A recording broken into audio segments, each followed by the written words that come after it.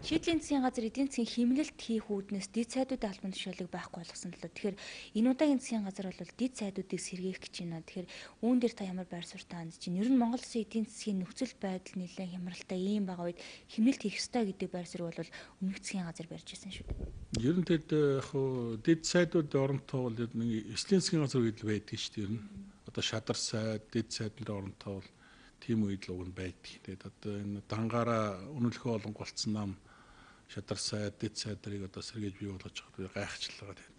Яг зөв би өөрөө улс төрчмөний хувьд юу гэж харж байна вэхээр нөгөө нэг бялуу тоорт нь хүртэхгүй тийм ээ.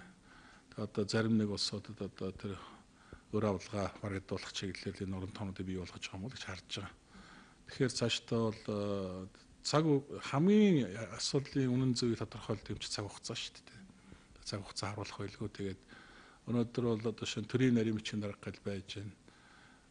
Газар хэлтсийн дарга нар гал байж байна. Тэ өдөртөх бүрэлдэхүүн бол багтаагүй шүү дээ. Аль чи яамд тэ.